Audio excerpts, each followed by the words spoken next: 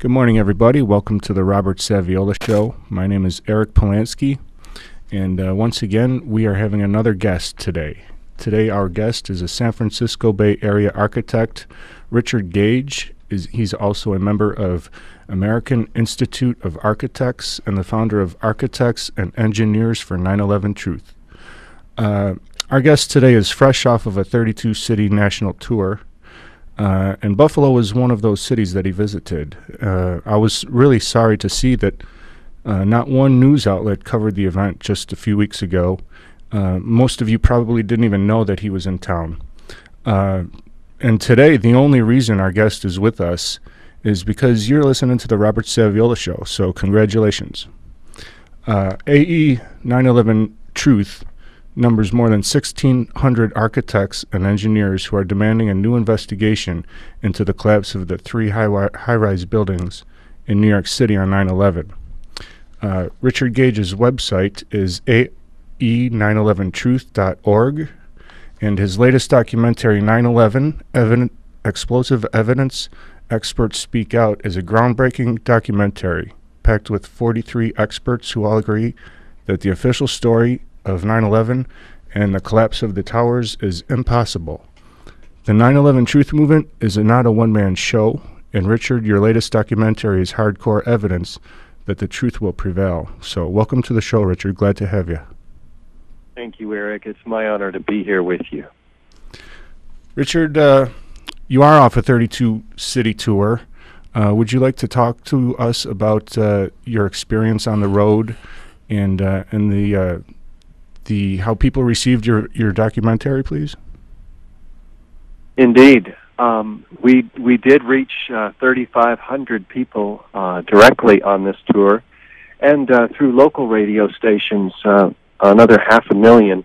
And we were delighted to bring the evidence for the explosive demolition of all three World Trade Center high-rises on 9/11. I was honored to represent the now 1,700 architects and engineers for 9/11 Truth. These are they who have the technical credibility. These are building professionals for the most part, and they are not conspiracy theorists. In this film, the 9/11 Explosive Evidence, Experts Speak Out, which we premiered across the country. 43 of these experts are laying out the evidence. And we're talking about high-rise architects, structural engineers, metallurgists, chemists, physicists, fire protection engineers, firefighters, as well as scientists and physicists. They lay out the evidence so clearly. It's extraordinary, and I'm really looking forward to sharing it with you today, including the third worst structural failure in modern history that most architects and engineers and others know nothing about. And there's a reason for that, which we'll get into. But this is the destruction of World Trade Center 7. And that's where we begin in the film, because most of us consider that we have a great deal of understanding, if you will, about the Twin Towers collapse on 9/11, or so they think.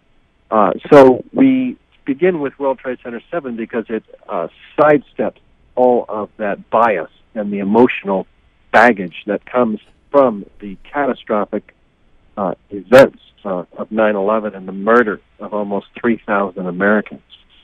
Well, yeah, you hit the nail on the head there. I mean, this is an unsolved crime. But, Richard, I must say that I know that you had a very lucrative, good career in the San Francisco Bay Area, and you've put that aside to do architects and engineers for 9/11 Truth. And today, you're telling me over 1,700 architects and engineers are also doing the same thing, and that is quite extraordinary. I want to commend you for having the courage to stand up and giving the courage to others to do the same. Richard, we will be back right after the break with a full 10-minute segment. So everybody, thank you for listening. WBEN Radio 930 on the AM and 107.7 FM. Robert Saviola Show. Thank you. Welcome back to the Robert Saviola Show. We are with architects and engineers for 911truth.org founder Richard Gage, AIA. Richard, it is important to stress that you are a member of the Architects American Institute of Architects, and that's quite a achievement. I'm surprised that they haven't tried to take that away from you, just because of the work that you're doing, which is phenomenal work. Now, you mentioned earlier in the first... Sorry, Eric, I think they're probably trying to avoid any undue attention to our cause, and so they haven't been hassling me at all. Oh, okay, gotcha. Well, in the first segment, you mentioned Building 7, and many people that don't know that there was 3 buildings that came crashing down that day.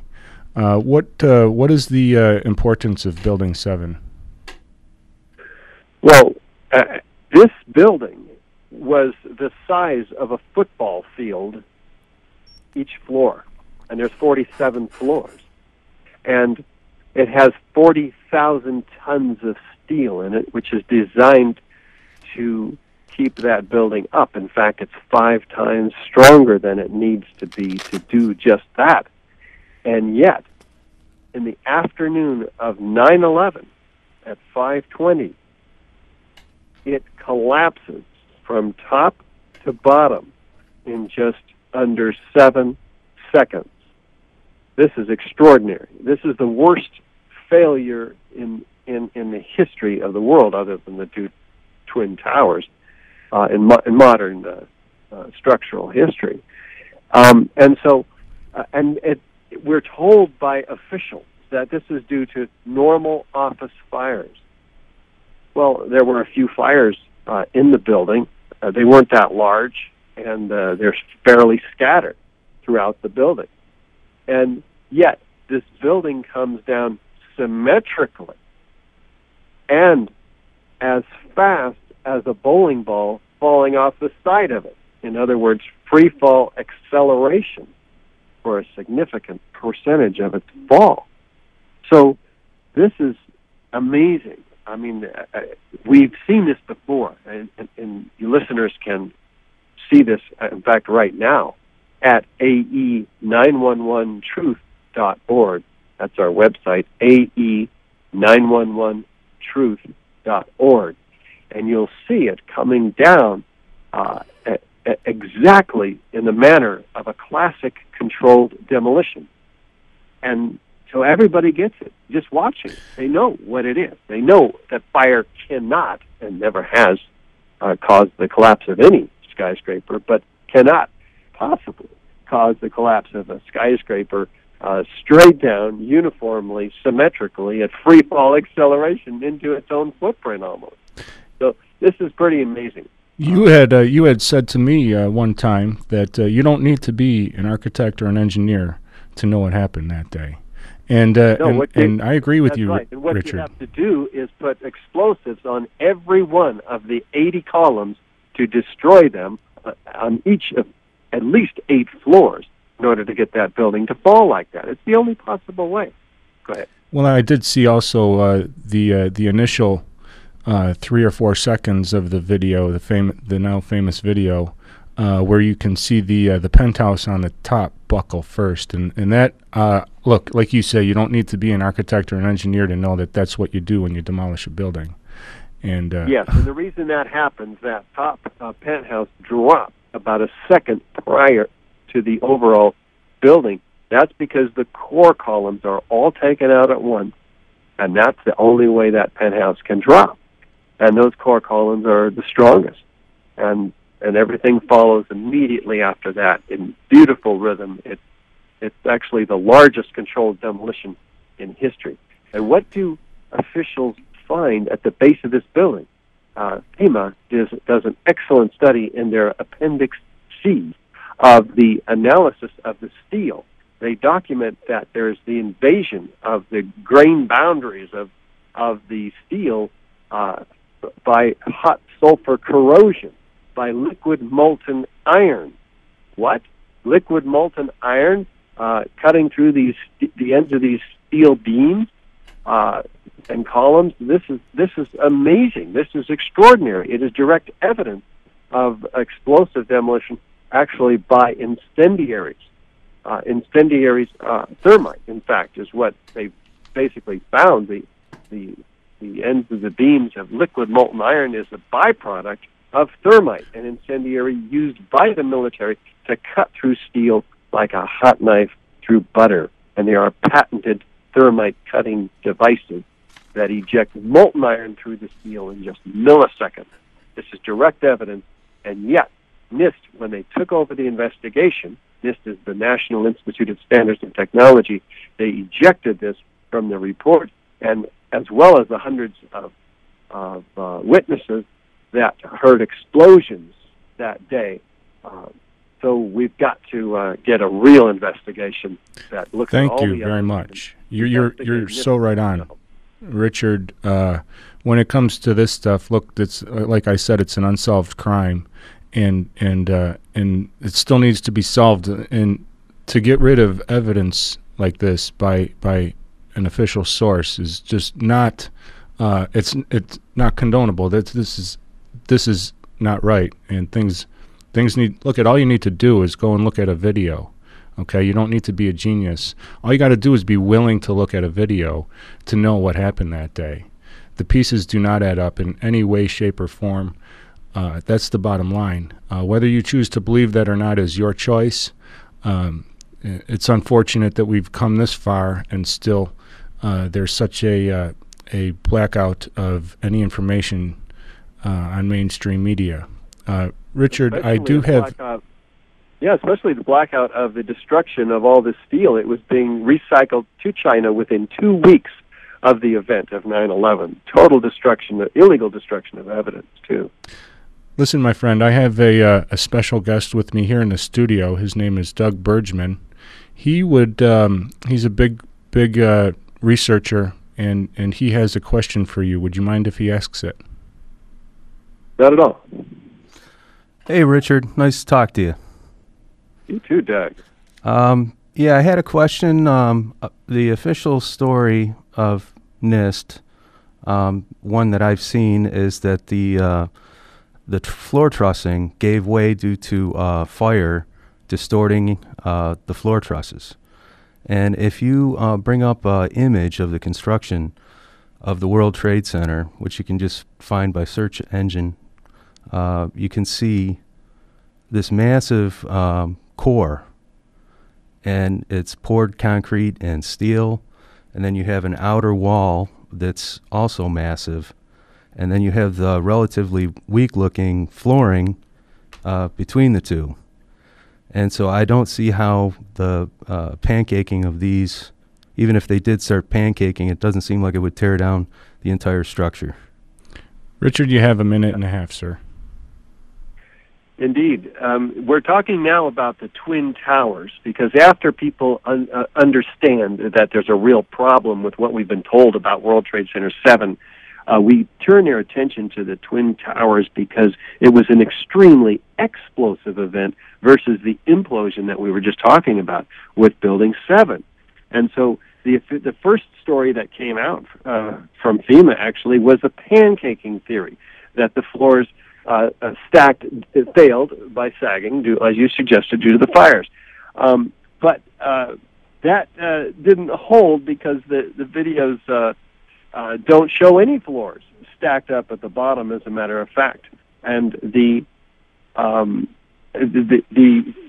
failure, the destruction of the building for 6 seconds left core columns standing in the air. So NIST came up with a column failure theory, where the upper, in the case of the North Tower, the upper 12 stories above the point of jet plane impacts theoretically drove the rest of the building down to the ground and crushing floor by floor everything underneath it mercilessly. But this is betrayed by those standing core columns 6 seconds after the collapse. It's also betrayed by the fact that we don't see that upper block driving the rest of the building down. What we see is it in itself is telescoping in the first 4 seconds. It's destroyed in the manner of a classic controlled demolition, an implosion, such that after 4 seconds there's nothing left because the structural members are disassociated, dismembered from each other. They're not in some uniform mass to drive anything at any speed down to the ground, and yet that building is destroyed also almost at free fall acceleration. And there are evidence of explosions going off 20, 40, 60 stories down below this so-called pancaking collapse. Okay, Richard, I'm sorry to say, but we're going to have to cut this interview short. I thank you for coming on and speaking with us. We would love to speak again. Everybody, it's ae911truth.org. Our guest, Richard Gage, AIA. Thank you very much, and we'll be right back. Good morning, everybody. Welcome back. Today we have on the phone with us Robert Saviola from Florida. Checking in. Robert, how's it going down there for you today? Hot, and a little more hot. It is a gorgeous day out here already. And today, I want to talk a little bit about what happened yesterday morning in Aurora, Colorado. Have you heard what happened, Eric? Yes. Okay. Apparently, the Batman movie's out, and I'm sure everybody here listening to the show knows what happened. The 24-year-old guy shows up, waves a gun, has a canister of tear gas, goes in the show, and during the shooting scene of Batman, opens the tear gas up, sends it down the aisles, and starts shooting. Bunch of people dead. I think it was around 14 people dead. I don't know. Numbers may change, or maybe already changed. I didn't get the information yet. Mm-hmm. But I want to address this because this is becoming all too prevalent. Now, why is this happening? Well, first of all, what's going to happen to this guy? He's going to get tons of media attention. Why did he do it? He needs help. How can we help this guy? He'll be paraded in front of cameras forever. I mean, this guy now is a celebrity. There's nothing else to live for anyway, but that's what we do here. What happened to shame? There's no shame left in our society. When you're looking at these murders and what they're doing, we are causing this. If you remember on Bill O'Reilly a few years back, he talked about a high school in Colorado that had some speakers show up at this high school. And the speakers talked about doing illegal drugs, recreational drugs, and how to do them responsibly. And they taught them, the kids in high school, how to have same-sex relationships and how they should experience having multiple partners and having orgies and things like this. Now, I was appalled. Bill was appalled. Everybody I know that had any kind of common sense was appalled. But apparently, the high school principal, he was all for it. The students were for it. Many of the parents are for it. Now, this was a mandatory lecture, seminar, or assembly, whatever you want to call it, at that high school. So all children from the ages of around 13 to 18 had to attend and listen to this stuff. And we wonder why we're having people shoot up theaters. Now, this is getting worse and worse. If you haven't realized it, we're seeing kids killing kids every day. What's happening? Well, I'll tell you what's happening. Feminism. That's part of it. You see, the mothers that aren't raising their kids at home, the families that don't have a good home life where there's a mother and father figure. This is where this is happening. And if you are in a home where there's a mother and father figure, but the mother disrespects the father, the child disrespects both. And there's no shame, again, like I was saying a moment ago. Before this would shame the family. What kind of parents would raise a son like this? That would be a huge thing to talk about. But not today. We don't even consider that stuff today. We just allow it to continue and to grow. And as long as we allow liberal policies in the United States to grow like this, we're going to see more of it. Now, we've been saying this now for the last decade just about, and it's growing to the point where we almost have one a day. And there's multiple ones a day. You just turn on your computer, and you listen to the latest stories around the country. And what do you find? You find this kid killed that kid, this parent killed his kids, this mother killed her children, and we're watching this left and right, and we're watching kids killing adults, rape, incest, murder. It is Satan's playground. Remember, to have security is to put you in slavery, and that's what this administration is doing. Now, I'll tell you, that's Satan. If you want security, you're going to have slavery by Satan, and the penalty is death. You want free will, we're going to have to do what we needed to do that's closer to God and Jesus, whether you believe it or not. But look what's happening with the Muslim world. and when the Muslims are kidnapping and killing people. Well, there's no men left in the United States of America. Another one of the reasons why the kids are killing people. We don't have men anymore. It's illegal to be a man in the United States of America. You act like a man, there's a law that's going to arrest you. Do what you need to do to discipline your kids. Do what you need to do to help your wife get through a situation. And you know what's going to happen? They're going to arrest you. You can't even say you're going to do something without them arresting you. You threaten them, even if you're in anger, they'll arrest you. You smack your kid, you're going to be arrested.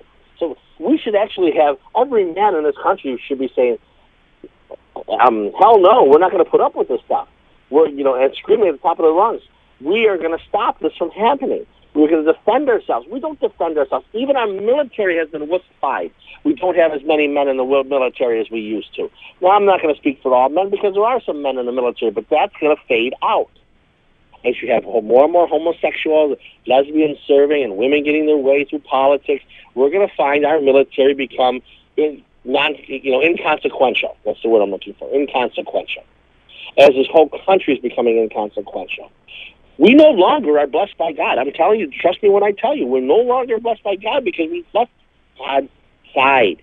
We've taken the church, we've taken the Bible, we've taken Jesus out of the classrooms, out of the homerooms, we've taken it out of our houses. People have Bible studies in their houses now, and what happens? The police arrest them for unlawful assembly. These are laws, these are stipulations. You put a nativity scene up, they want to tear it down and chastise you for it. Now, I'm telling you, you can't give in, and you got to get strong, and you got to stop kowtowing, because I know it's happening the way it's supposed to happen, the way it's predicted in the Bible to happen, but do not go gently into that good night. Rage against the light. I mean, just, watch Back to School with Rodney Dangerfield, how he says it. I think he reads the poem better than anybody I've ever seen read it before. But it's a wonderful, way to look at the way we're dying right now, because we're going gently into that good night. We're committing suicide. We don't care. We're more interested if we're going to get home to have a beer at the end of work, or we're going to be able to watch our favorite show, which is just a distraction while the life is being sucked out of us. People don't realize what's happening. Do you realize that 3.8% of when you sell a home, 3.8% is going to be in taxes to the government because of Obamacare? It's in there. Do you realize that a 2,700-page bill, there's 13,000 pages of regulations that's coming up? You sell a home for $200,000, you have to give $7,800 to Uncle Sam that used to be in your pocket?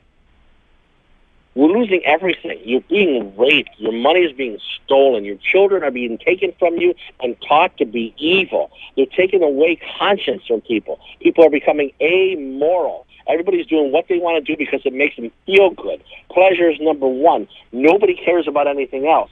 We're talking about women who no longer have any kind of respectability towards themselves. They'll just sleep with anybody and anything at any time if it means advancing their position in any way. Men have always been bred and had genes that made them seek out different women. The women were the ones that were supposed to pick the right genes for them to start a family.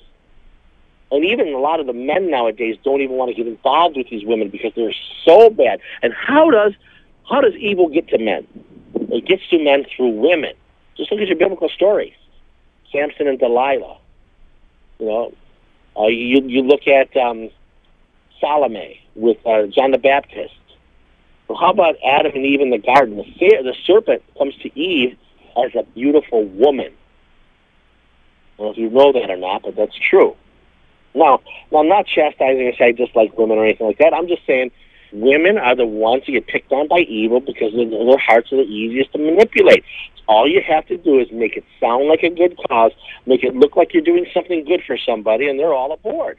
Instead of reasoning into it or looking down the road of what it's going to cause, if it looks like it's going to help right now, they're for it. And many of these things that we're doing that looks like it's going to help right now is actually destroying a nation down the road. Look what welfare did. That's one of the reasons why we have all the trouble that we have right now in this country, is because for generations we've bred a nation of people who are being fed off the government, who doesn't have the ability or the right to feed anybody, so they steal from others who are working. Now, it sounds like a great idea, but, when it started around 1964 to where it is now, we're talking millions and millions and millions more people than was originally on these programs. And it's growing. Not because these people can't work or get ahead, because why should they? Why should they take an entry-level position when the government welfare programs will give them that for free? And that's all I have to say about this as we come up to the last minute of this segment. But the shooting is just the beginning. What are your thoughts, Eric? Well, the conservative in me agrees with every point you make, Robert. I think that if you look back, I think that this is all talked about in secret dark rooms long ago. And you know, for example, I see that years ago women walked around with flowers on their skirts, but now it's skulls, and that doesn't happen by chance. That's something a little higher up the ladder than most of us can see, but nonetheless. Well put. Very good point. Thank you, Robert, for calling in today. Next week. I'm sorry. Go ahead. God bless each and every one of you guys. I'll be back next week. Thanks, Eric. You're doing a great job. God bless you, too, and God bless everybody. Thanks. WBEN, Radio 930, 107.7 on the FM dial. Thank you. Bye-bye. You there, Robert? Oh, yeah. Okay.